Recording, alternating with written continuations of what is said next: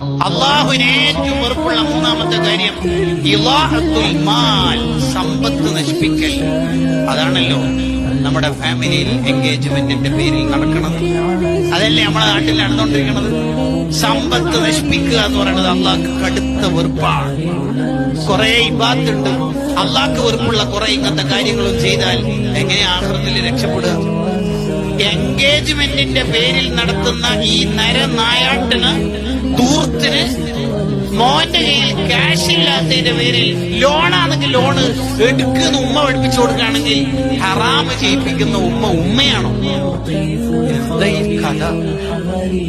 അവരവരുടെ പൊക്കിനതുന്നതിനനുസരിച്ച് ജീവിച്ചപ്പോൾ അധിക ചെറുപ്പക്കാരും കുടുങ്ങി നിൽക്കല പലപ്പോഴും കല്യാണ സമയത്ത്.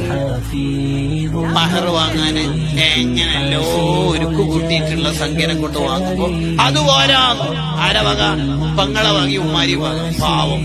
ഇങ്ങനെയാണോ നമ്മൾ ഒരാളെ വളർത്തേണ്ടത്? നബി സല്ലല്ലാഹു അലൈഹി വസല്ലം തങ്ങൾ മക്കളൊക്കെ വളർത്തിയ എങ്ങനെ? മുത്തുനബിക്ക് മോള് ഫാത്തിമ ബീവി കാണിച്ചു കൊടുത്തില്ല, എന്റെ കൈ പൊട്ടി, വീട്ടിൽ ആരും അടുക്കള പണിക്ക് സഹായത്തിനില്ലാത്തോണ്ട് ഏതെങ്കിലും ഒരു ഖാദിമിനെ കിട്ടി ഫാത്തിമ മോളി കൊണ്ടുപോവാ.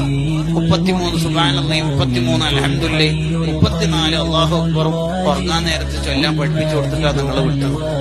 ആഖിറ കൊടുത്തിട്ടാ മക്കളെ പഠിപ്പിക്കേണ്ടത്.